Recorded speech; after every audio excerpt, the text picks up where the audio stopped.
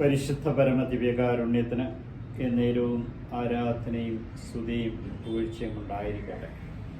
അനന്ത കാരുണ്യത്തിൻ്റെ ഉറവിടമായ കർത്താവെ, ഞാൻ അങ്ങയെ ആരാധിച്ച് സ്തുതിച്ച് മഹത്വപ്പെടുത്തി അങ്ങേക്ക് നന്ദി പറയുന്നു.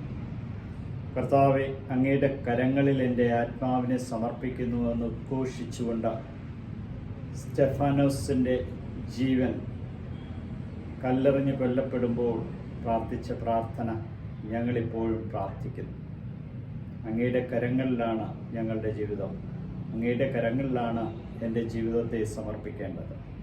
പരിശുദ്ധാത്മാവിനാൽ പൂരിതരായിട്ട് സ്വർഗം തുറക്കുന്നത് കണ്ട സ്റ്റെഫാനോസിനെ ജനക്കൂട്ടം കല്ലെറിയുമ്പോഴും അവർക്ക് വേണ്ടി പ്രാർത്ഥിക്കുവാൻ കൊടുത്ത ധൈര്യം ഓർത്തുകൊണ്ട് ഞങ്ങൾ അങ്ങയെ സ്തുതിക്കുന്നു, ആരാധിക്കുന്നു, മഹത്വപ്പെടുത്തുന്നു. അങ്ങേക്ക് നന്ദി പറയുന്നു.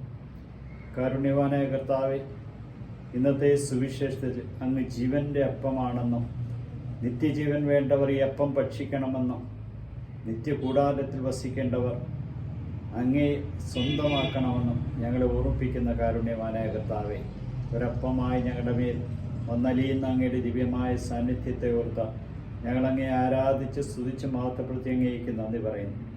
പുതിയൊരു പ്രഭാതവും പുതിയൊരു ദിവസവും നൽകി ഞങ്ങളെ അനുഗ്രഹിച്ച കർത്താവെ, ഞങ്ങളുടെ ശരീരത്തെ ആത്മാവിനെയും വിശുദ്ധീകരിക്കണം. നിൻ്റെ കൃപകളാൽ നിറച്ച് ഞങ്ങളെ ശക്തിപ്പെടുത്തണമേ. നിൻ്റെ ആത്മാവിനാൽ ഞങ്ങളെ ഓരോരുത്തരെയും നിറച്ച പുതുചൈതന്യത്താൽ ഞങ്ങളെ അഭിഷേകം ചെയ്യണമേ. നിൻ്റെ കൃപകളാൽ നിറഞ്ഞ് നിന്നെ മഹത്വപ്പെടുത്തുവാൻ തക്കവിധം ഞങ്ങളെ ഓരോരുത്തരെയും ഇന്നേ ദിനം അനുഗ്രഹിക്കണമേ. പരിശുദ്ധാത്മാവിൻ്റെ നിറവിൽ ഞങ്ങളെ നയിച്ചുകൊണ്ട് എല്ലാ സഹനങ്ങളും അങ്ങയുടെ തിരുവിഷ്ടപ്രകാരം സ്വീകരിച്ചുകൊണ്ട് അങ്ങയെ മഹത്വപ്പെടുത്തുവാൻ ഞങ്ങളെ അനുഗ്രഹിക്കണം. ഈശോയെ നന്ദി, ഈശോയെ സ്തുതി, ഈശോയെ ആരാധന.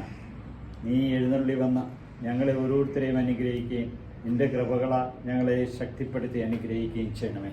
നിത്യം പിതാവും പുത്രനും പരിശുദ്ധാത്മാവ് പ്രാർത്ഥനയിൽ പങ്കുചേരുന്ന സകലരെയും അനുഗ്രഹിക്കട്ടെ. ഈശോയെ നന്ദി, ഈശോ ആരാധന.